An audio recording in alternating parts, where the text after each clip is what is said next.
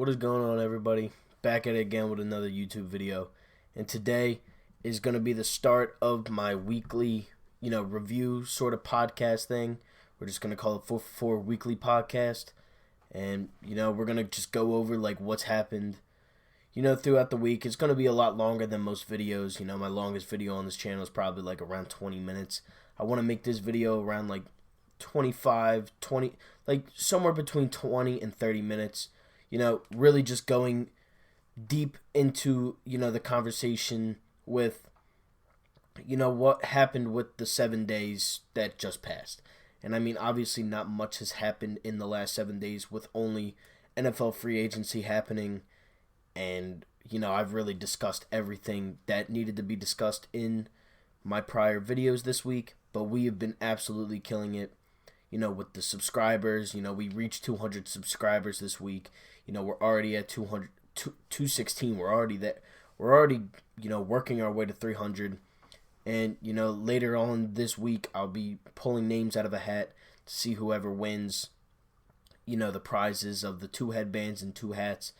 But, I just don't know when I can get the hats. That's what my dilemma is right now because of, obviously the virus and everything like that. It's really, putting a dent into basically everything in everybody's lives. There's no sports right now.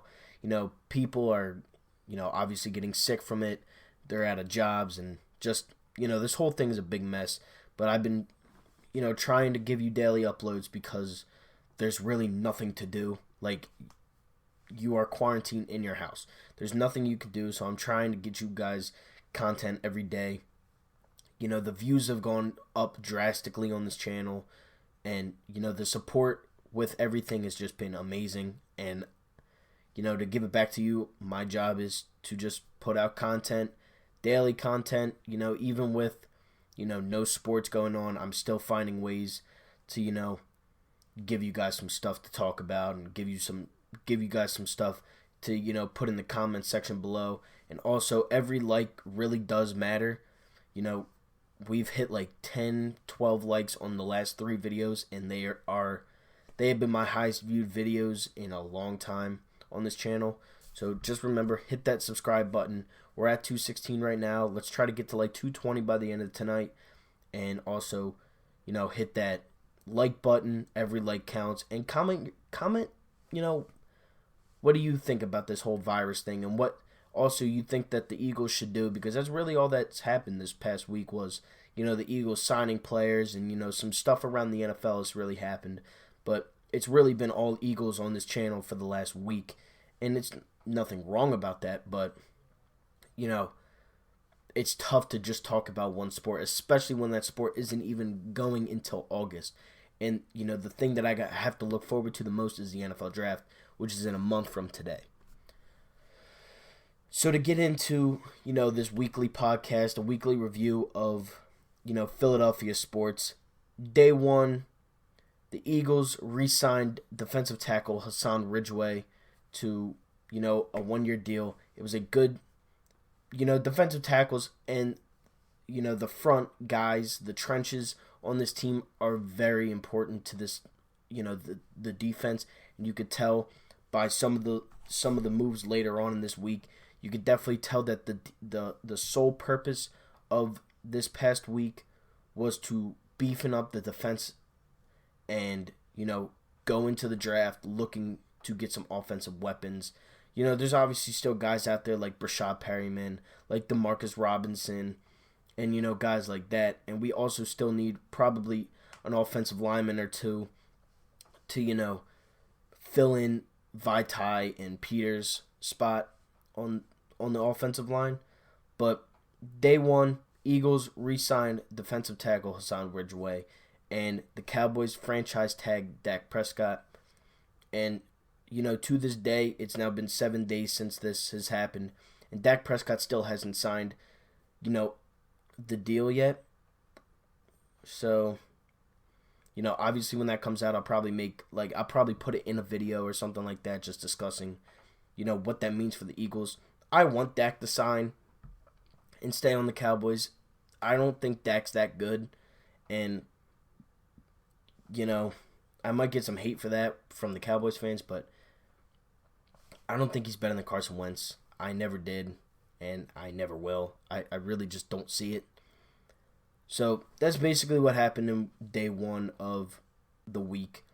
Day two, Eagles, the NFL was a lot more active, and the Eagles also went out and signed defensive tackle Javon Hargrave to a 3-year, $39 million deal, which was, I believe, one of the most underrated signings, so far, especially for the Eagles. It really has not been talked about at all, and it should be, because Hargrave is a very good run defensed guy, and he can get to the quarterback, he stops the run, and he's a very good run stopper like he was in Pittsburgh. And that's something that we need, obviously, with Ezekiel Elliott and Saquon Barkley in our division. Is always going to be tough to stop the run.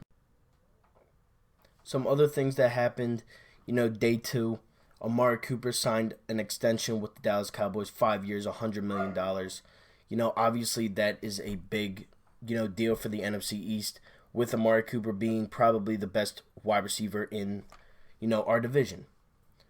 Byron Jones also left the Cowboys, which is also big.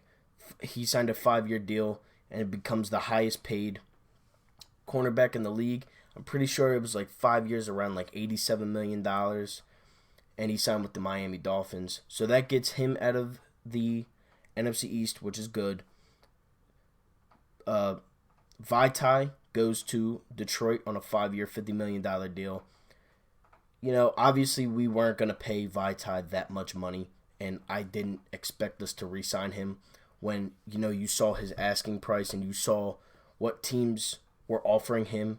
There was no way that we were going to be able to retain him for this offense, especially because of other needs that, are needed in this team.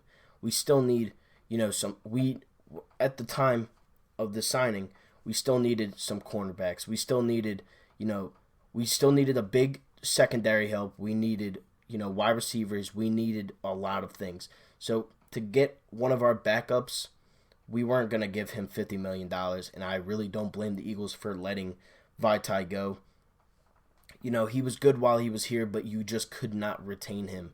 There was just no possible way that was going to happen. One of the bigger trades, obviously was Stefon Diggs going to the Buffalo Bills. The Bills gave up a lot for him. I can't remember what it was exactly, but I'm pretty sure they gave up like 3 or 4 picks, and to the Bills. No, the Bills gave up 3 or 4 picks to the Vikings, and the Vikings gave up Diggs and a pick, I'm pretty sure, like a 7th round pick, like a very late round pick. And I can't remember what the Bills gave up. I'm pretty sure it was like maybe like a 2, a 3, and a 4 or something like that. 2, 3, 5. One of those. I'm pretty positive it was a 2 and a 3. And then there was another, pick involved. And obviously, up to this point in free agency, the biggest news of all was that Tom Brady announced that he was not returning to the New England Patriots. He became a free agent, 6 days ago, and, it really did shock the NFL world, especially the Patriots fans, because you didn't really expect a guy that spent the last 20 years there to go to a different franchise, to just leave. But, Tom Brady's the greatest quarterback of all time. He has 6 rings. He has like 2. I'm pretty sure he has 2 MVPs, 6 rings, a few finals, or a few Super Bowl MVPs. Obviously he's done more for that franchise than any player has ever done for any franchise. So, New England really can't be mad, because obviously, later on in the week he did sign a deal with the Tampa Bay Buccaneers for like $50 million. And there was just no way that the Patriots were going to give him that. I just couldn't see Robert Kraft giving a 43-year-old a $50 million contract. I just couldn't see it. And, I don't think he could have saw it either. So that's why I think the main reason why Brady left the Patriots.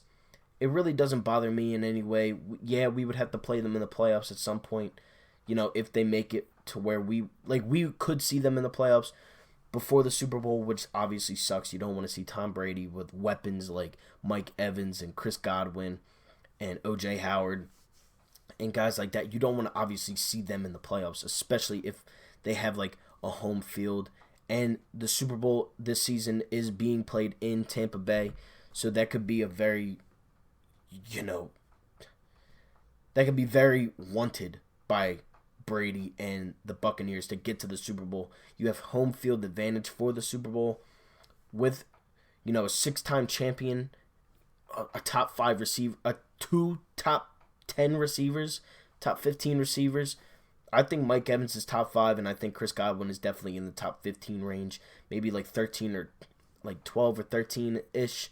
That's where I would probably put Godwin. But, you give him weapons like that, and obviously if he completes 62% of his, passes, that team could obviously be one of, if not the best in the NFL because of just how well Tom Brady, lives up to the moment. And that division is now I believe that it's the most fun division in football right now. You have Matt Ryan, Drew Brees, Tom Brady, and Teddy Bridgewater.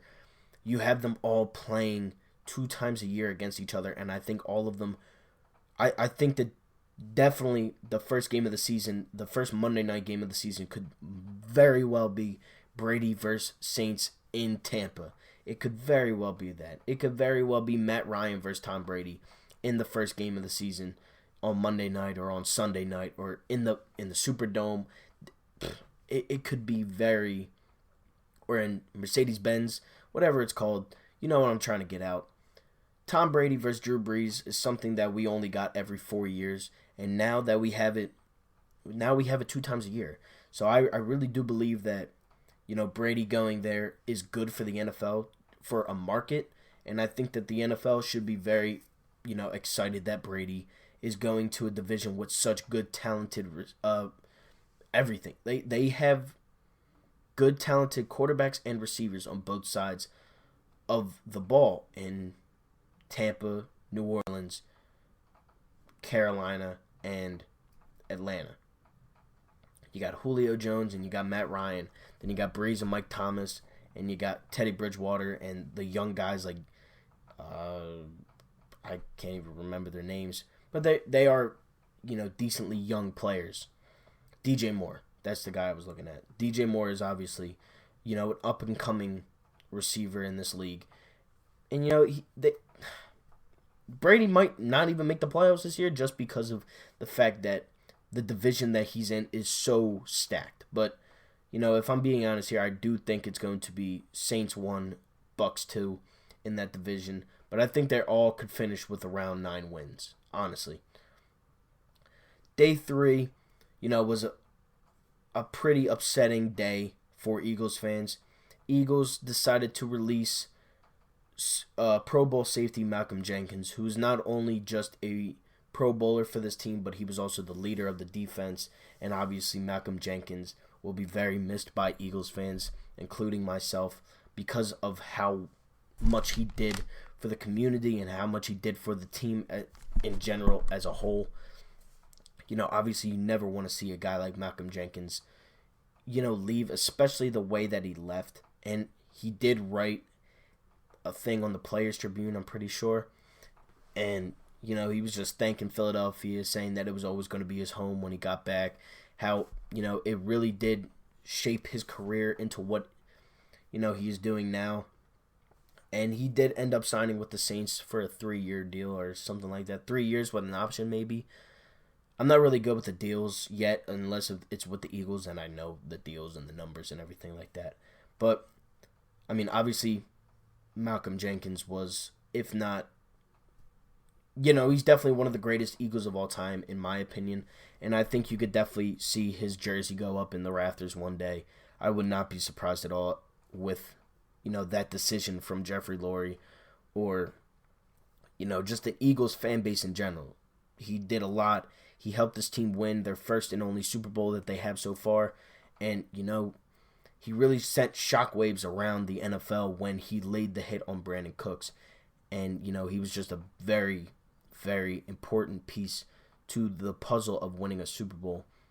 And, for that, obviously, thank you, Malcolm Jenkins, for all you did for the city, for the Eagles as, a leader and a captain. And, best of luck. We actually do play the Saints this season, and it's going to be in Lincoln Financial Field. There should be no boos. It should be all applaud, and it should be, a standing ovation when they give out, when they say Malcolm Jenkins' name, because he is one of the greatest Eagles of all time, in my opinion, and he definitely deserves to be in the rafters one day.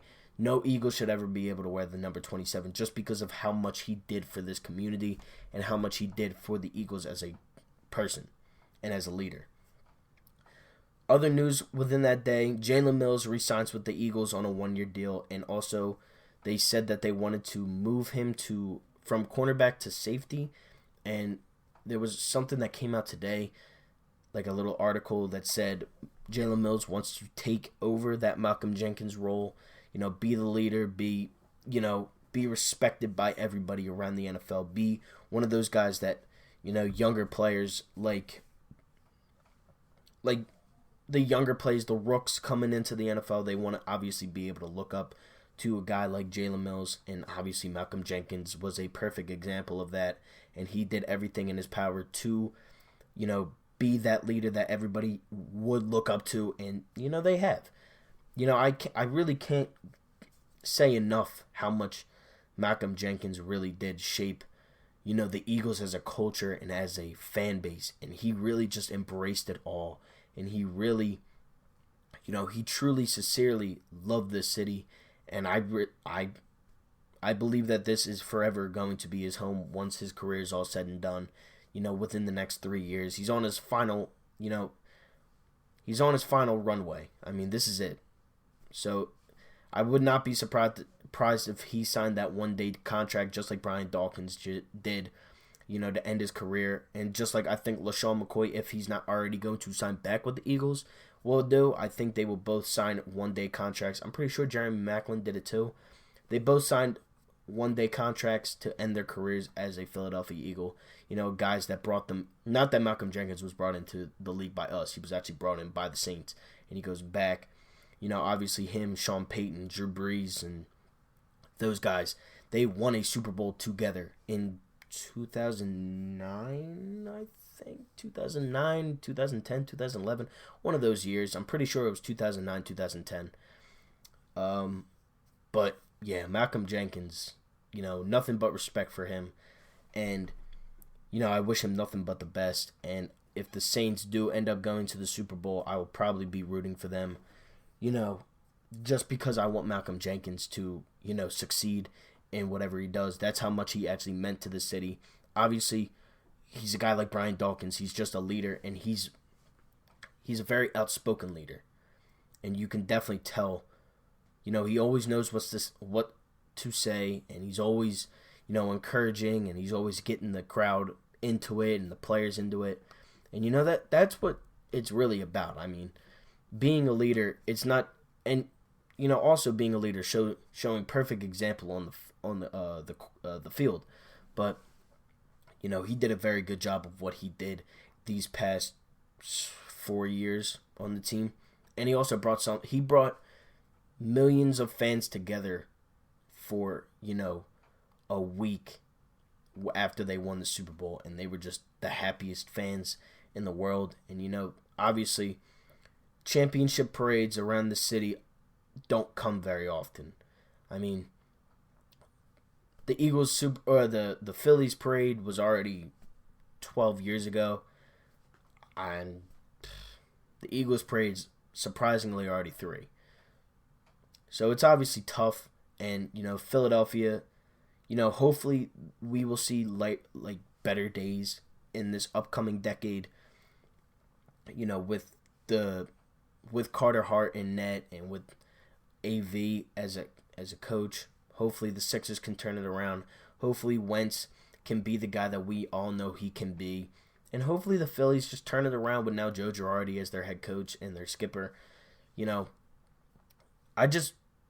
Malcolm Jenkins really did mean a lot. And I'm, not getting emotional, I would say. But I'm definitely getting, into what Malcolm Jenkins meant to this team. And it's one way to, one, stretch out this video because it needs to be like 30 minutes long. And two, just saying thank you to Malcolm Jenkins, who really did mean a lot to this city and this organization as a whole. So back to the signings. Rodney McLeod signed a 2-year deal with the Eagles. Obviously, he's a good piece, and he did get beat on a couple deep balls last season, but nothing too serious. I mean, it wasn't that much money that we gave him. I'm pretty sure it was only like $10 million for 2 seasons, so he's only making 5. And, it's not a bad signing. And, welcome back. Cam Grugier-Hill and Jordan Howard go to Miami on 1- and 2-year deals. It's whatever, honestly. We don't really use the linebacker position a lot. We don't need it as much. Like, we need it, but we don't value. That is the word I've been looking for all week. We do not value the linebacker positions like other teams do. Like, the Steelers and the Cowboys, who have Van Der Esch and Sean Lee and Jalen Smith and guys like that. Like, obviously they have a very good linebacker core. And, our linebackers right now are Jatavis Brown and Nate Gary and Gerard Avery, or I don't know. But we don't value the linebacker position like other teams do. So, Cam Grugier-Hill, there was just, he played a big part on special teams during the Super Bowl year, and, he wore the captain patch last season.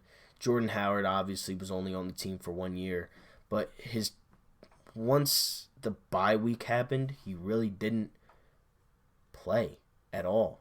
He was in I think 2 or 3 snaps for the rest of the season after that. And it was like a very weird stint here in Philadelphia. So they both go to Miami.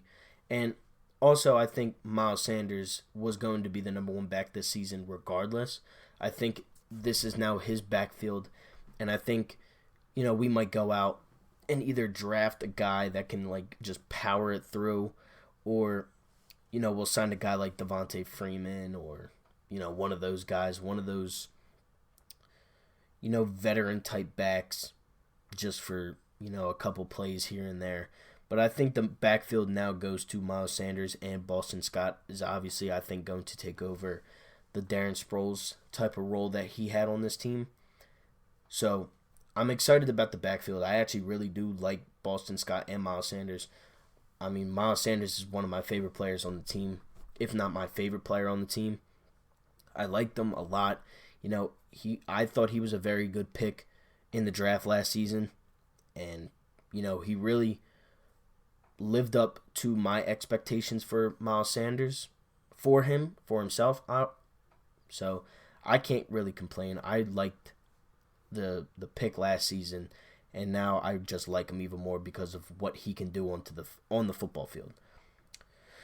So still within day 3, Gerald McCoy, signs with Dallas, and also Jason Witten, Malik Collins, and Jeff Heath go to the Las Vegas Raiders. And on day 3, Tom Brady signed the deal with the Tampa Bay Buccaneers. So day 4, things got very interesting with the Philadelphia Eagles, and they did trade a 3rd and a 5th round pick for, I think, a top 5 cornerback in the NFL in Darius Slay, who will wear number 24 for the late great Kobe Bryant. And they actually extended his contract, so we have him for this year, next season, and the 2 after that. So we have him for a total of 4 seasons, $50 million, $30 million guaranteed. I think this was a great move by Howie Roseman to go out and get that guy that you desperately needed last season. He's a guy that goes stride for stride with the best wide receiver on the field. And this season we play very good receivers. We play the Packers. We play, the Saints. We play the Cowboys twice. Obviously, they have guys like Amari Cooper and like Mike Thomas and like Devontae Adams, who are top, 10 receivers in this league. Some of them maybe even top 3 or 5.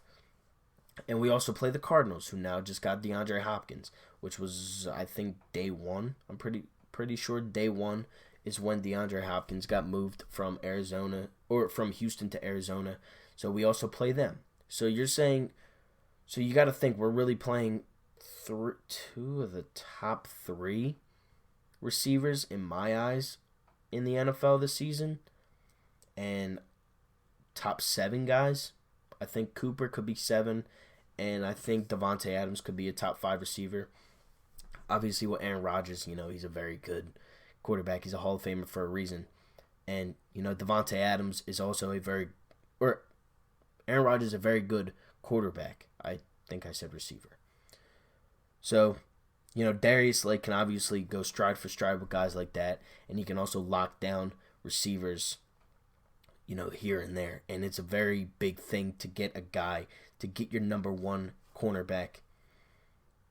So I'm glad and I'm very happy that we do have a guy like Darius Slay on this team. And only for a 3rd and a 5th round pick, too. Day 5, nothing happened. It was really just me going over and grading the trades and the free agency pickups of Javon Hargrave and Darius Slay. And I said I gave them a B. I now give them a B plus with, going into day 6 with the Eagles signing a linebacker and a defensive back, Jatavis Brown from the LA Chargers and Will Parks from the Denver Broncos. Both young guys. Will Parks is only 25 years old. He's a Philly native, and there was video surfacing yesterday all over social media, and you could tell he was very excited to be a Philadelphia Eagle. He also did get, contracts from other teams and cities, and I think a big part of him signing played with, him living in the Philadelphia area. He was probably a fan growing up, so I think, him being home. We only signed both of these guys to 1-year deals, but I think Will Parks is a guy that you could definitely look at, game 6, game 7, game 8, and you could be like, all right, you've done enough. We're going to extend your contract. We'll give you another 2-3 years, because he's also young. He's only 25 years old, and Jatavis Brown is 26. He's a good athletic linebacker. He's a speed guy. In his first year, I'm pretty sure he had like 3 forced fumbles. So, his tackling in the open field is a little questionable, which, obviously needs to be worked on. But again, we don't value the linebacker position as much as other teams do. He's also a very good special teamer. You could throw him out on special teams and he can make a tackle, and he can, he's just there out on special teams. He's a body. He's a depth guy. And, that's very good to have on the team with, these type of players. Day 7, wraps up the week. Forgot. Also on day 6, Nelson Aguilar goes to the Las Vegas Raiders on a 1-year deal. Obviously, Nelson Aguilar's career in Philadelphia was very stressful for Eagles fans and for myself included. He would just drop wide open passes. He would just drop everything, really. I mean, he cost us a couple games last year. The game against the Patriots when, it was a hard catch, yes, but a receiver should be able to make that grab. And also, obviously, against the Falcons was an absolutely terrible drop. You can't drop that. If he catches that, we actually win the game. And against the Patriots, I think we win the game too. So he goes to the Vegas Raiders on a 1-year deal. And, goodbye Aguilar. You really only had one good season here. It did end up in winning the Super Bowl, and he did have some good plays, big plays, in that Super Bowl. So you really can't complain. But at the same time, he was a first-round pick, and it sucks that it turned out like this. But, it was all up in his head, and, it just would not have worked out here for the rest of his career. Day 7, the final day, Rasul Douglas is looking to be, or the Eagles are looking to shop Rasul Douglas, who I believe has been playing in the wrong position his entire career. I think he should be a safety. He got burnt on a couple deep balls last season, and now he's looking to be shopped. I really don't know what we could get for a guy like Rasul Douglas, whether that be a mid-round pick or I don't even know. I would like to see them get a player for him, not a pick. I like players that can play. I don't want to take a shot at drafting a guy that maybe can't even play. So with that being said, that's it for 4 for 4 weekly podcast. I'm going to be doing this every Monday from now on, to get videos out. This is a good way to interact with you guys. Don't make sure to leave a comment below of, if you liked it or if you didn't like it or what you think I should do differently. But thank you all for watching. Leave a like, leave a comment. Most importantly, subscribe to the channel. We are 216 subscribers. Let's try to hit 220 by the end of today. Thank you all for watching. I'm out. Peace.